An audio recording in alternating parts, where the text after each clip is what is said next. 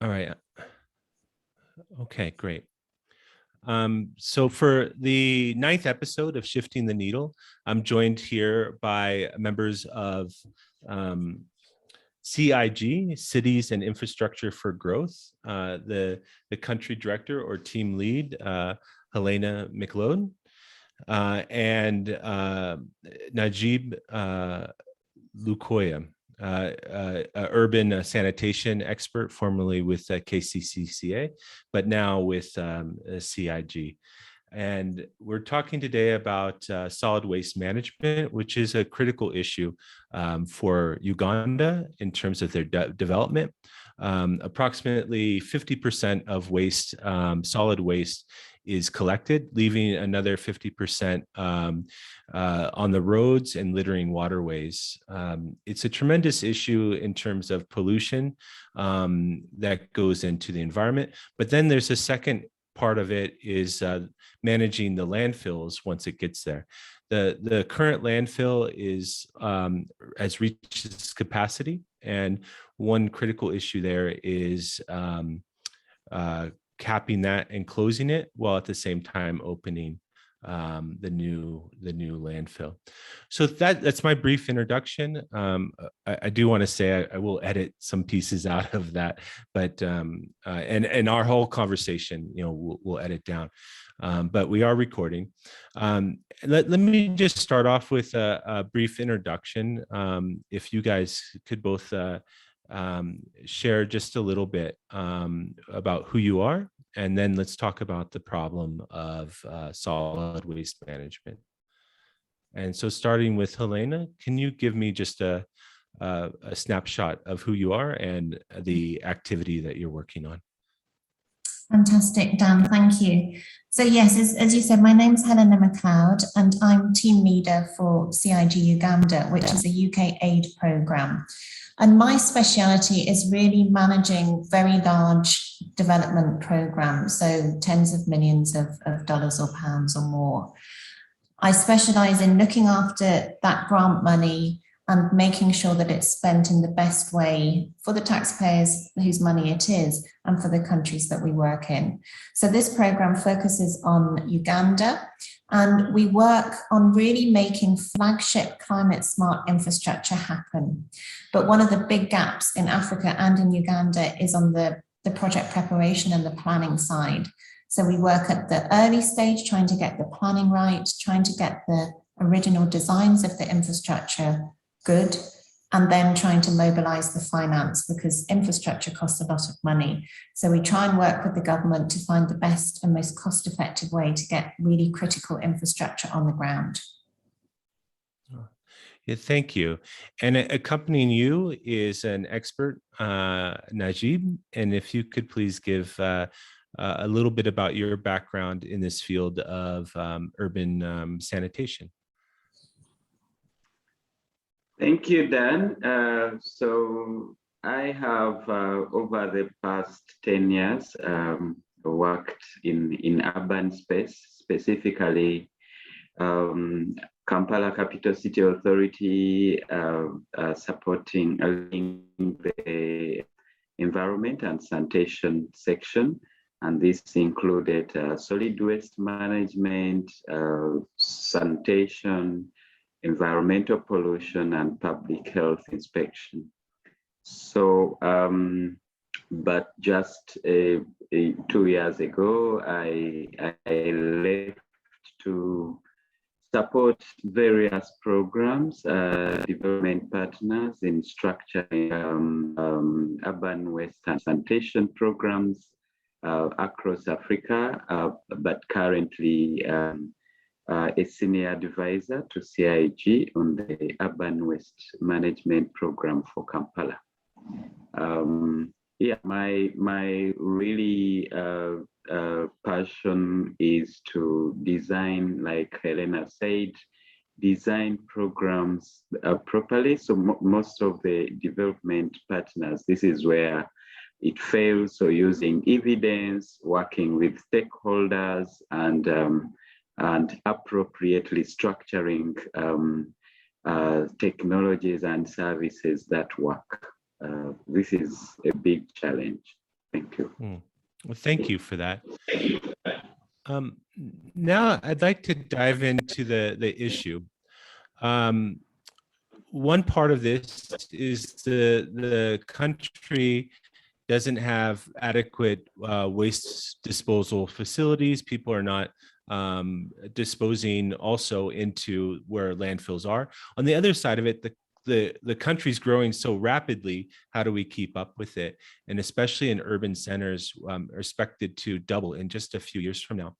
I want to know from you, where is the problem, and how are you, where's the problem that you're addressing on solid waste management? And maybe we can start with Helena and then some technical information from Najib to back up. Thank you. So waste is something that I'm really passionate about, and I think Najib is as well. It's something that every single country is faced with. It's a challenge that every country faces.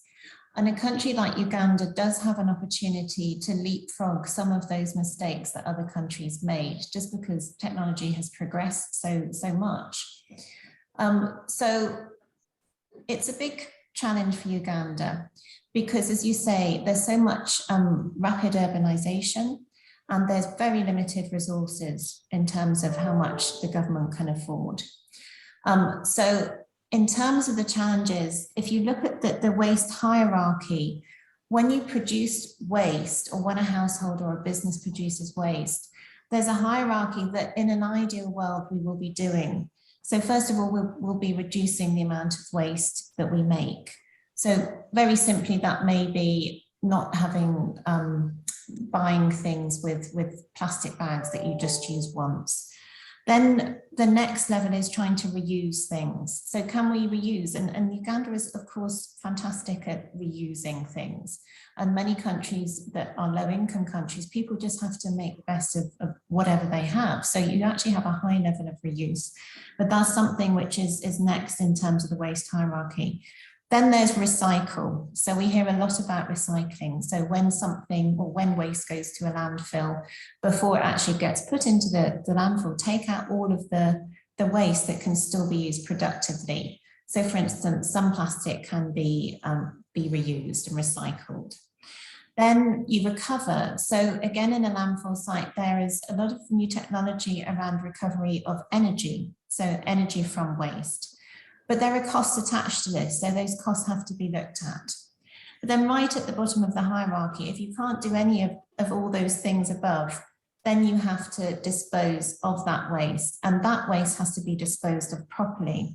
And what I mean by properly is, if you look at Chitezi, which is currently the main landfill of Kampala, but is really a dump site, all that waste is just being, and that refuse is just being put into that bit of land, and all of the rain comes through, it washes through, and it creates a lot of toxic leakage. And that toxic water goes into the groundwater, it pollutes the groundwater, and it also goes into the rivers and streams around the site, polluting those as well. So that's just one type of challenge that you get. Now, if you have lots of little waste sites around the country and they're not properly sealed, you're going to get that. And as you get more and more waste, that problem is going to get greater and greater. There's other challenges like greenhouse gas emissions from waste as well. So there's a lot of those, like greenhouse gases, water waste, but then there's also the aesthetic cost. So it looks pretty awful if it's not dealt with properly. And if you go to Chitezi, it just looks like a mountain of waste, and nobody wants that in their back garden. So what we're trying to do in CIG, we can't tackle everything, you know, we have limited finances ourselves, but we feel that one of the biggest challenges is ensuring that most of the waste in Kampala and Jikeme goes into properly engineered landfill sites. And that means a landfill site which is designated as a waste area, which is properly sealed, not just with a layer of clay at the bottom, but different fabrics, different membranes that have a special technology, so that that leachate, that waste water cannot go through into the groundwater, and that any waste is properly treated so it isn't negative to the surrounding environment and people and households. But also recognizing that there is an employment opportunity here. There's a lot of revenue that can be gained through waste. And so can we bring in private sector providers that will help share the cost, that may be better in terms of managing it than perhaps government. So looking at those different options with some of the other development partners like the IFC.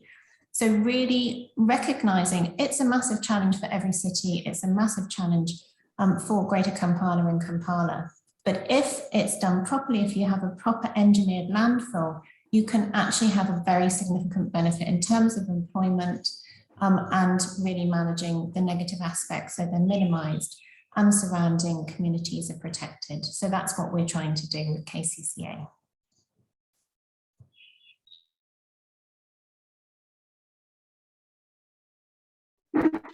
Najib, do you have some additions to this? Helena gave us a good overview, but some specifics of what you're working on and what you see are the critical challenges of this issue. Yeah, you're right, Dan. Helena provided a very comprehensive overview of both the technical and financing and development challenges, and also pointed to some solutions. Just to note that in Uganda and various parts of Africa, waste management, municipal waste management is a decentralized service and the responsibility of municipalities, cities, and town councils. What we see, like the case of Kampala, is these municipalities struggling with a huge generation of waste beyond their capacity to collect and manage safely. In Kampala, for example, I think 1 year ago, we estimated over 2,000 tons of waste generated per day.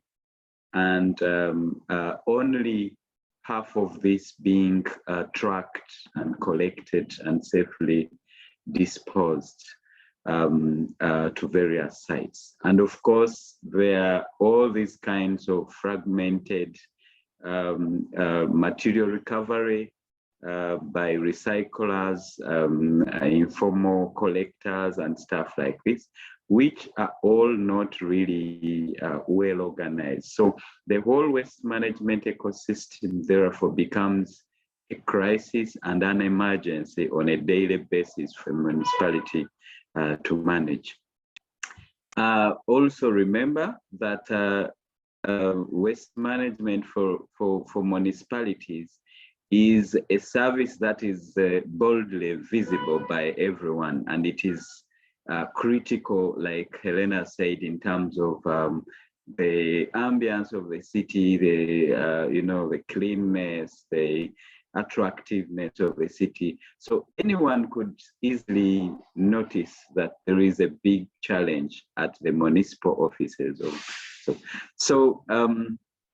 In recognition of this, most municipalities try to use their own resources, which are local revenue, which is not enough. Most of the time, it's actually probably 30% of the required financing, or even less.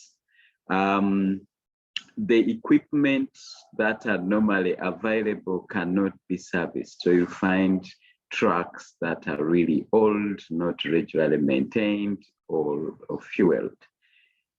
They will struggle with human resources. You will even find that in some cases, you do not have real experts who understand how this whole waste, the technical bits of the waste valorization and safe disposal and engineering. So that part also struggles. The other bit is, of course, you have to deal with the political and social pressure to get rid of the waste from communities. And in this case, you notice that you have the first challenge is the pressure to get rid of the waste from the communities as fast as it is generated. And the second challenge is the financing that I've already mentioned. Remember, there is limited willingness and affordability to pay for most of the, especially informal communities. Probably affordability could be debated, but willingness is a challenge. So the whole waste, unlike water supply and probably sewerage, cost recovery is a big challenge for the municipality to break even, to be able to maintain and sustain that service. So boldly speaking, you will find a cascade of public health, environmental problems, and waste clogging, drainage systems. I mean, this is clear. You will find pollution, like Elena said. You will find people getting sick, so rapid transmission of sanitation-related diseases. And during COVID, it is even worse because very little attention was paid to waste as a COVID prevention measure, actually. We tried this in KCCA to try to develop that time when COVID had just come to try and be sure that the workers are protected, the communities are protected. So there are huge challenges done, ranging from technical, financial, political, socioeconomic, and somehow the municipalities, given this big responsibility, struggle a lot with limited support, of course, from central government. And I have a follow-up question related to financing. For myself, I pay a monthly fee for a truck to come and pick up my waste. But I noticed some of my neighbors, the truck's not stopping there. And I think they're maybe burning a large part of their garbage, or disposing of it in a hole or something. And so one part of it is affordability. But then the other part of the circle of it is at the landfill itself. The trucks should be paying a fee to dispose of, but I understand that's also another challenge. And if they did pay a fee, then that helps to have the whole kind of value chain pay for itself. But if you charge a fee at dumping, the trucks might not go to the landfill and just dump someplace else that would be a lower cost or inappropriate. So am I understanding those are kind of 2 points of the financing problem, is people are unwilling or can't afford to pay for the pickup service, but then at the landfill too, they have difficulty charging a pay to pollute or pay to dump situation. Do I capture that right? Yeah. So you did. Ideally, I remember a while still at KCCA, we attempted to design a whole waste management chain management model with a cost recovery approach. So zoning the city to make sure you have private, well-regulated private sector service delivery systems, where people pay a price for the service, for the collection services. And the idea also was to try and capture some of this revenue at the disposal site. So at the moment, the disposal site model has not worked well because there is a lot of huge change management to be done there. So you need to engage them, you need to put regulatory instruments in place. You also need to coordinate well, like a city like Kampala, you have, it is in close proximity to so many municipalities around in the greater Kampala metropolitan area, there must be very strong coordination. Otherwise, you will see trucks collecting garbage from a regulated system in the center of the city and disposed probably illegally elsewhere in the greater Kampala metropolitan area. So if that system is not well structured across the board, then you have huge challenges. So the waste will not get, the waste will not get to the designated disposal site for avoidance of payment of the disposal fees. And secondly, you will choke the neighboring municipalities, and I'll give you an example. When we did a very major enforcement drive for private operators who are not well registered and licensed in the center of the city, they started disposing that waste at our national stadium around there. So the whole place was, if you know Kampala, you realize a few years ago, it was becoming a huge dump site. So that's a practical example. So there needs to be a well-structured system across the urban geographic area. And two, there needs to be very systematic and deliberate engagement, politically, private sector, and also the communities to understand the waste management service system. And the last bit is, of course, to ensure that there are enforcement mechanisms for this to work. Because if you don't do that to enable the private sector to do their work well, then all that you do will basically be drained into loss. Yeah. Okay. Thank you. Helena, I think my next question is towards you. You mentioned earlier part of your work is ensuring properly engineered waste sites. And you did mention Kitezi, which is soon due to close. And I do have to mention, it's overfull, it's under-engineered. There's been problems in the past where waste has even created like a landslide, wiping out some of the facilities there. Effluents from the waste are just running into the river or stream there. I hear there's a black stream of wastewater flowing. The neighboring community is getting, probably a lot of health issues. There's animals ravaging it. So that facility needs to be closed. At the same time, needs to be a new facility open. And I'm wondering a bit about your strategic work in finding the right, I guess, company or working with the government to do these two things, to properly close and open a new facility. What is the problem here that you are addressing? Thank you.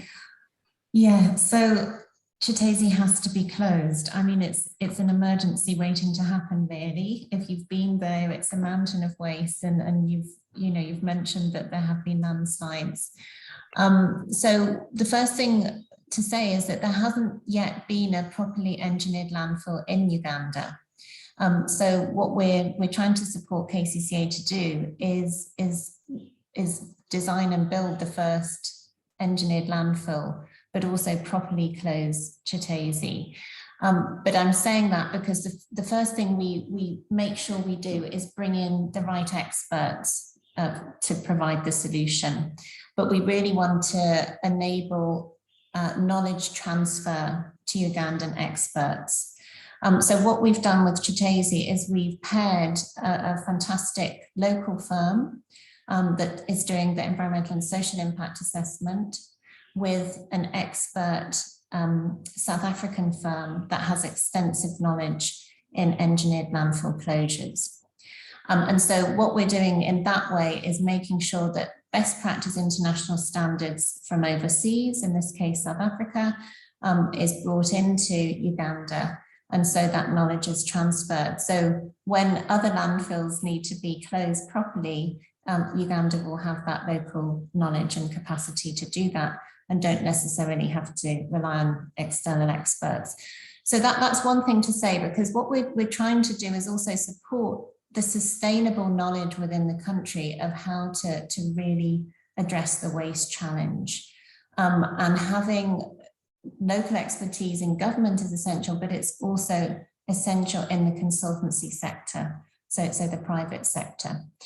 Now, of course, whilst Chitezi really needs to be closed immediately, there isn't somewhere to now take the waste, and you can't open a new landfill immediately. It takes not just planning, but it also takes a lot of stakeholder engagement.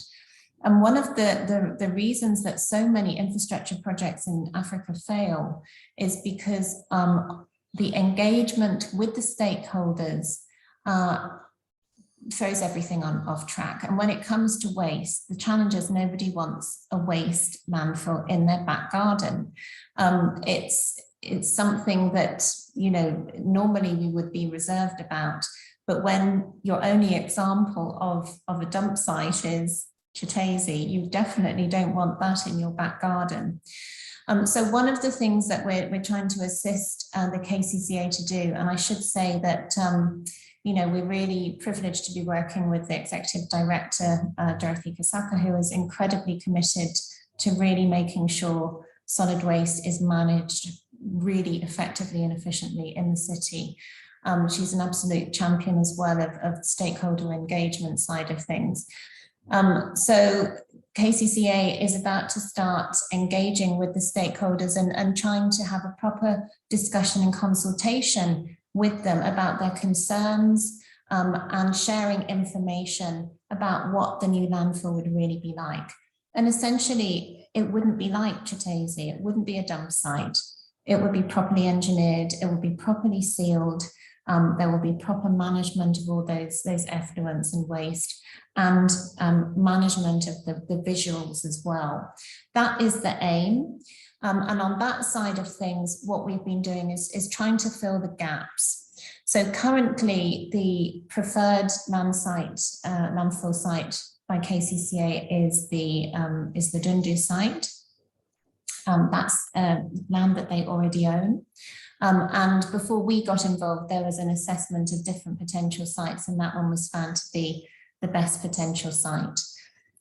There is a process in terms of infrastructure development and landfill, and one of the parts of that process is carrying out an environmental and social impact assessment. And that's required by regulations in Uganda. And that's something that we came in and paid for experts in country to undertake. And that looks at what all the different environmental negative impacts potentially could be, and what the mitigating responses could be. So how you minimize or eliminate those negative impacts of the landfill site. But they also look at the social side. So who would be affected in terms of the community? How would they be affected? And also, how can you put in place measures that they're protected? And that could include, of course, compensation as well. So that environmental and social impact assessment has been largely completed, but there are further stages that will happen once the formal stakeholder engagement by KCCA has commenced. And those, for instance, would involve if there's any relocation required, which would of course involve compensation as well. So we can help to an extent by providing technical expertise, but of course, as the project owner, KCCA will have to take a lead on certain critical actions like the stakeholder engagement, and really like bringing the community so that they feel they're involved and they feel that they're informed and consulted. I think that's really essential in terms of any infrastructure project. Yeah, thank you for that. I noticed my internet is a little slow, so I switched off my video, but I'm still with you. This is recording to a cloud. And if for some reason we get cut off, it still captures it if your internet is on. So I'm just saying, at times I might switch off my video, but I'm still with you. I want to follow up a little bit. You gave, again, a very good high-level overview. I'm wondering also from Najib, some technical aspects. We're now talking about the solutions. So for the next steps, what are you seeing as some things that are being done right now as a solution, or anything that Helena didn't touch on that you can complement? Thank you, Dan. I think, yeah, Helena highlighted the overview of the desired goal and vision, and KCCA is really committed to have this solution in place. Like we mentioned, Kitezi is definitely an emergency, and it has been so for the past few 3-4 years. And like I highlighted, so one of the fundamental solutions you need is for a very good waste management system is infrastructure. This infrastructure should be able to support, first of all, the upstream side of the waste management chain, collection, a very organized collection system.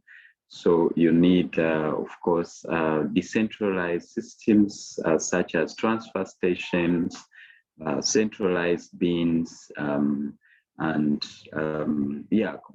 street bins, and opportunities for sorting waste, and providing, leveraging resource recovery from some of these. For example, if you are able to remove most of the recyclable materials such as paper, plastics, and all these that have value upstream in a well-organized way through provision of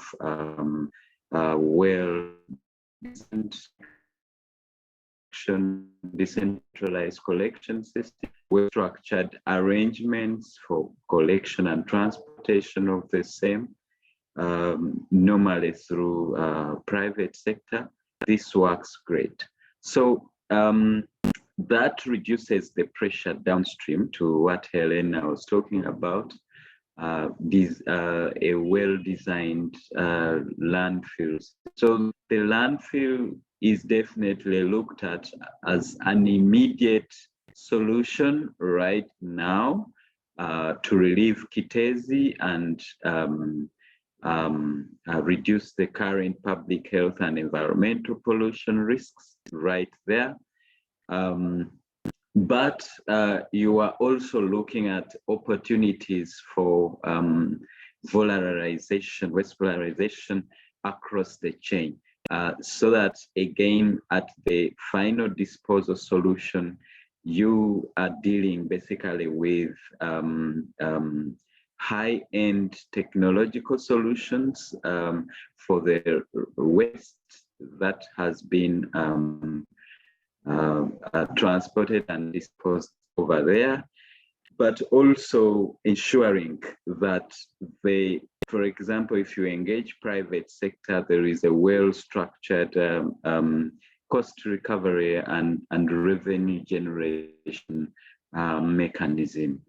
And for me, this is, I think, very critical for the private sector. And this is where I look at around 3 options, and which CIG is also exploring. So one, working with development partners to mobilize financing, to leverage financing for the high capital investment costs, for example.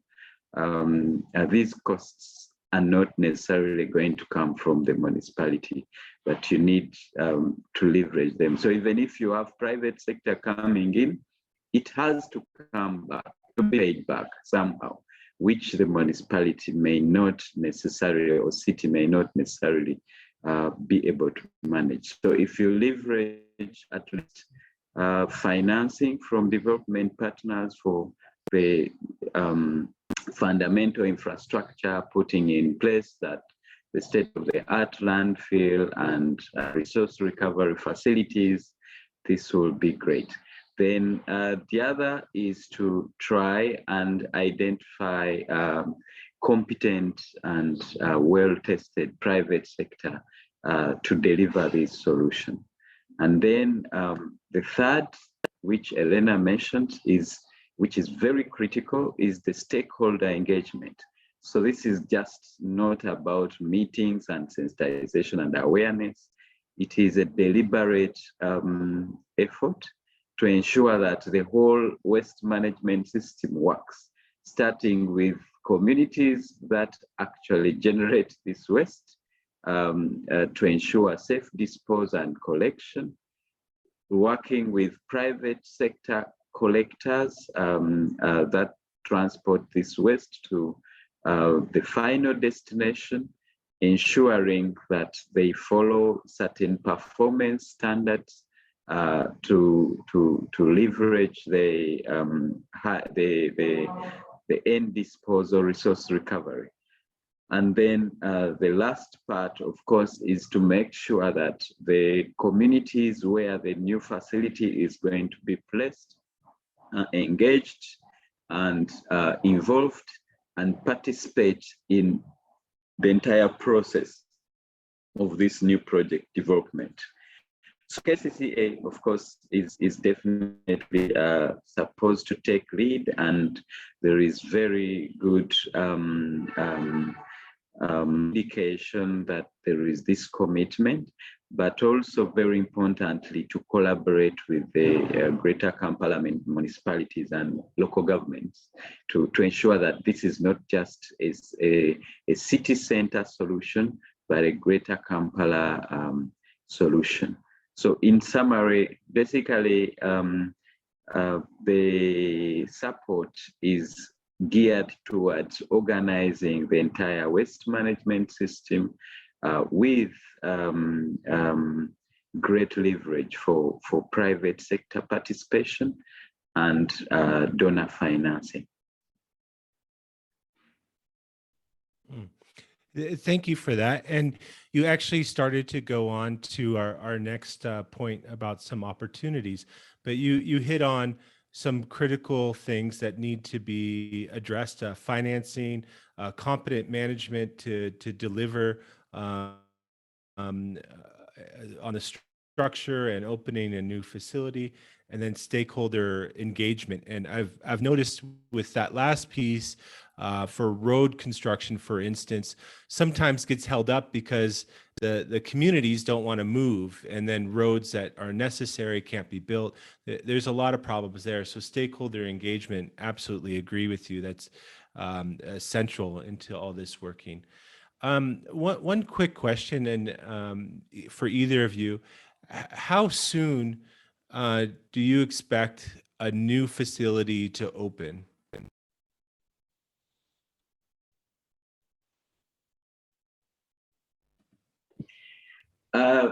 I will take a shot first. So, Dan, this is a very critical question. I think from a personal experience, it really depends on the readiness of the government, in this case, KCCA, to take on this project.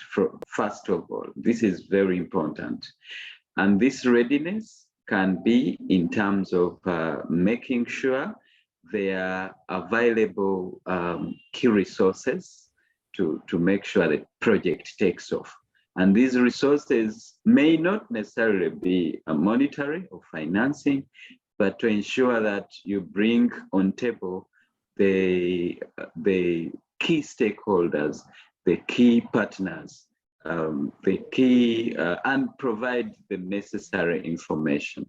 So fundamentally, I see increasing,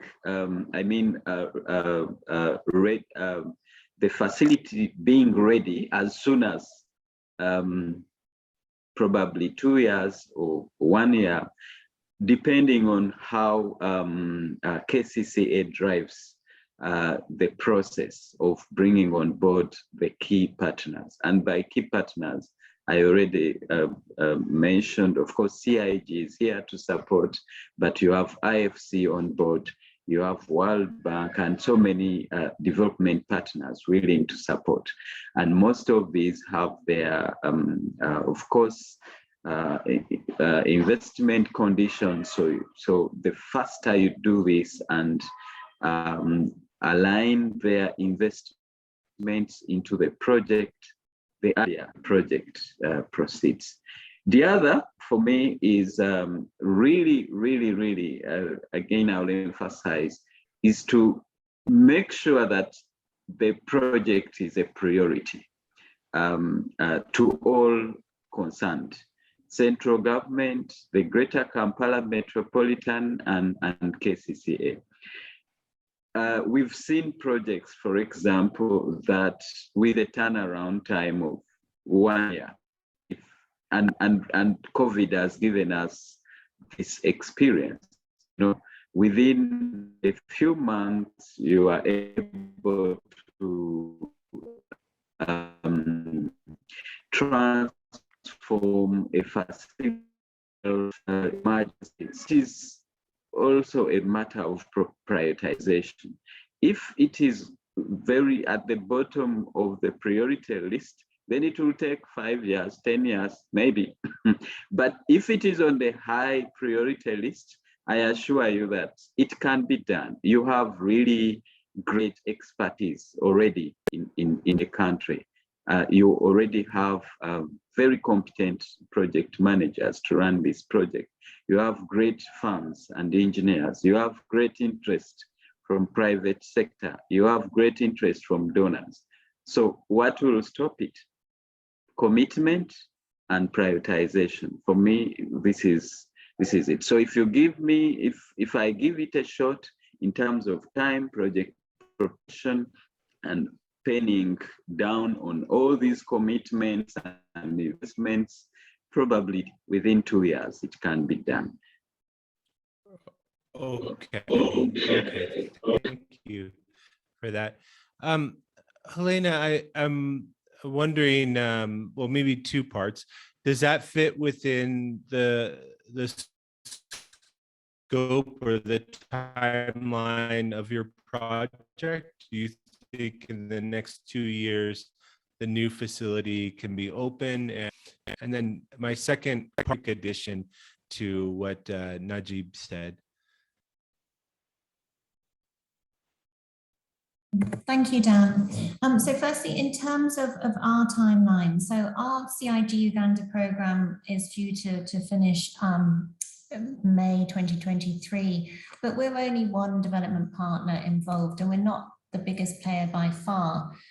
So what we're really trying to do is get it to the point where it can be taken into the pipeline of a financier. And what that means is that they then come online with support to get it to the actual construction phase. So we're trying to do this preliminary work, getting all the different actors lined up, the government with enough capacity to take it forward to the next level.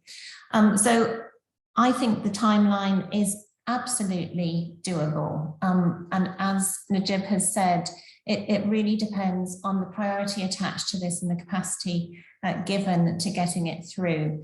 Also, because there is an affordability question, how will it be afforded? And that's something, again, we are, not just us, but other development partners are helping the government and KCCA think through. There's other key actors, obviously the Ministry of Finance, the PPP unit, the Public-Private Partnership unit is involved, because currently one of the considerations is that this will be a public-private partnership, which has a certain financing structure. So what we'd really like is that by early next year, there's clear progress has been made, and there's a clear agreement on the financing structure that is going to work for the government, and that the government's committed to that. and the stakeholders are hopefully on board as well. But we've outlined some of those key important areas. It's getting the different government partners on, on the same hymn sheet. The development partners, they're all waiting to be coordinated, so bringing them behind, and that means both grant and potentially loan finance as well.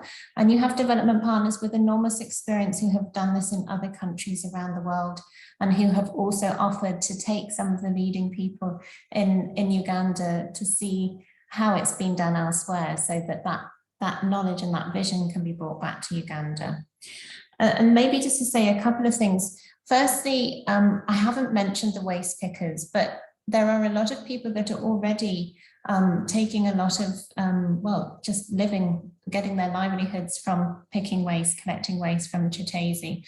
So one of the key things is to make sure that Chitezi is closed in a way that those people don't just lose their jobs. So there would be a sequencing in terms of closing the Chitezi site. So it wouldn't all be closed at the same time. It would be done in a very structured way that would be sequenced with the opening of the new site, and would take into account those waste pickers' livelihoods and alternative livelihood solutions. So I think that's a really, really important part, because CIG is UK aid, and UK aid is absolutely focused on the poorest people and making sure that everybody benefits. The second thing to say is that I really believe in vision. And that's why it was a wonderful offer from one of the development partners to take key people in Kampala and Greater Kampala to where they've done something similar in Lome and Cotonou. We also could take people to South Africa, where there are many landfill sites as well, because at the minute people don't have the knowledge of what a really good working landfill site could look like. And I always encourage people to start with a vision, and a vision could, for instance, include electric refuse trucks, for instance, so you don't have the fumes from the refuse trucks. We're trying to go to a low carbon world. We've got COP26 just wrapping up in Glasgow. Everything we do at the minute should be looking through a lens of how can we be in a carbon neutral, zero carbon, low carbon world. And there are some real opportunities here. You have great, electric vehicle manufacturer in Uganda. There's opportunities for manufacture of these trucks and further employment, further green jobs. So there's a wonderful vision in terms of this waste challenge, but also an opportunity for green jobs and from really having a sustainable economy. And I always come back to Uganda and the beauty of Uganda. It is the Pearl of Africa, but waste can mar beauty. And it's really so important that we all come together, development partners, government, private sector, to really find a solution for Kampala. So, and Greater Kampala and Uganda, because, the waste is obviously not just concentrated in any one place, but find those solutions. So yeah, we just are protecting the beauty of the country and at the same time promoting jobs for people. And obviously Uganda really needs job creation as well. Thank you so much. You actually connected two pieces that I was so interested in, is COP26 and then green growth and green jobs as part of a broader strategy. Already we're seeing recyclers, and I'm glad to hear that there's some thought on how to keep them. We're calling them pickers in this instance, but they're the core of the on the ground recyclers who pick through waste, and there'll be some opportunities for them in the future. Landfill sites, when we talk about pollution, there's quite a bit in terms of emissions, methane gas, for instance. But in some countries, that's actually harnessed as an opportunity. The methane gas can be used for energy production, something like that. Also, capped landfills, in some places, they also cover with solar panels. And so you have what you can't build on, but now it's also generating electricity. So I'm kind of wondering, is there some green growth strategy beyond what you mentioned to harness these other potential things off the landfill, maybe methane recovery, solar? Is there something else that you're doing as for green growth, job creation, which you didn't already talk about? Yeah, thank you for that. So both of our assignments in terms of the landfill closure designs at Chitese and also the Dundu designs, the consultant experts are tasked with looking at the carbon zero options. So we make it explicit.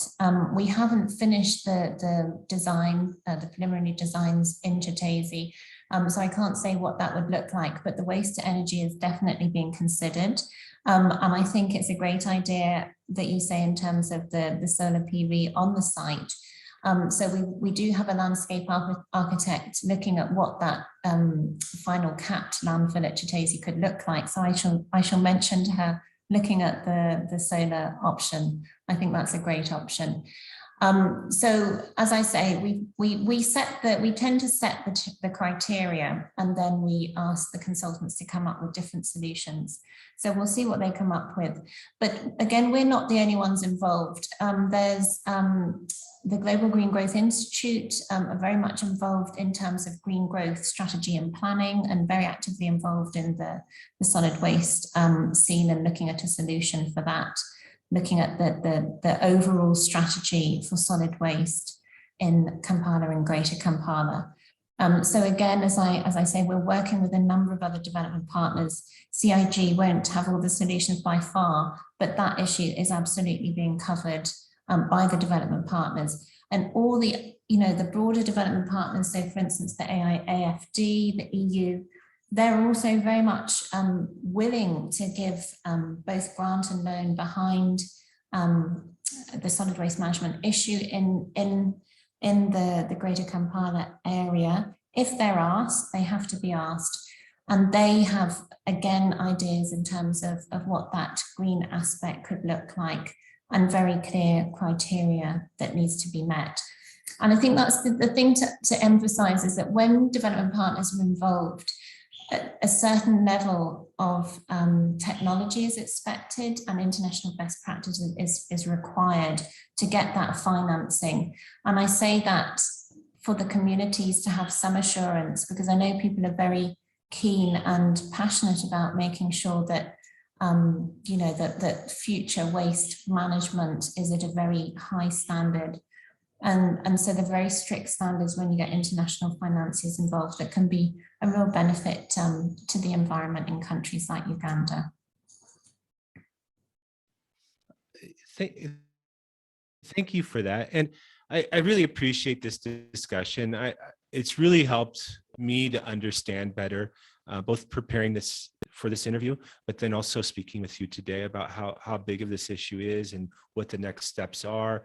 And I like hearing kind of the sequencing that you mentioned, that how this will be carried forward with other development partners and with KCCA and stakeholders.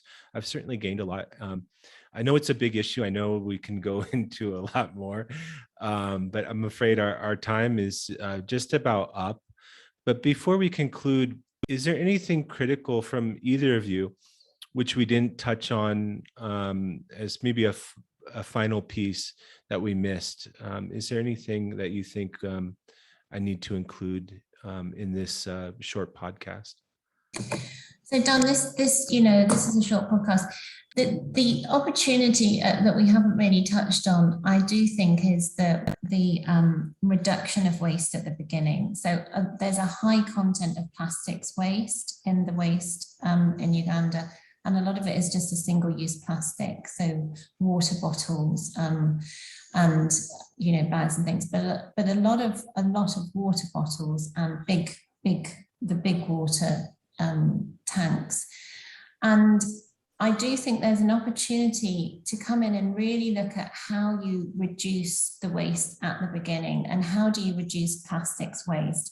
I think there's a wonderful private sector business opportunity there. So in South Africa, for instance, you have water filters on taps. So even if the water is not clean, when it comes out of the tap, when you put the water filter in, it cleans it, and it can last for a year, and it's affordable. So those types of solutions, those technologies well, they've just begun to be finding their way to Uganda. But those types of things could really eliminate a lot of waste in the chain, and I think really reduce a lot of the, shall we say, aesthetic scarring from litter.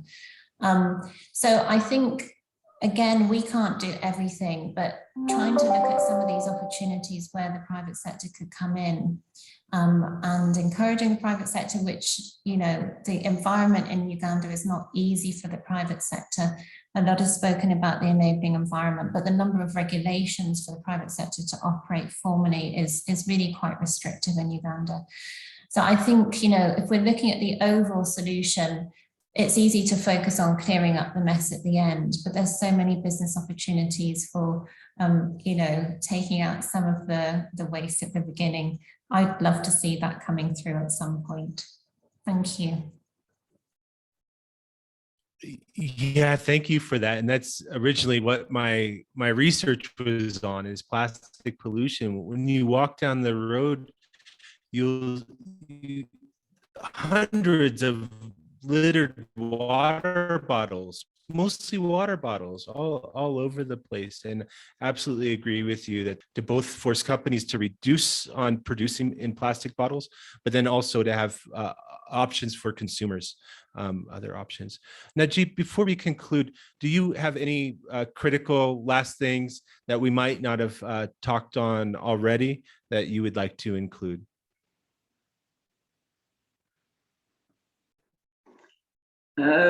I think we've really covered a lot of ground, but probably just to mention that I think Kampala has a great opportunity. For me, it looks like it is now or never. And for one reason or two. One is we've just been following the conversations at COP26, and cities and climate action has to happen, and commitments made by various governments, including government of Uganda, really show great potential for us to do things differently. There is also a lot of commitment on climate financing. Urban waste management is an area that can significantly contribute to climate action initiatives in terms of reducing flooding, adaptation strategies, reducing flooding in the city,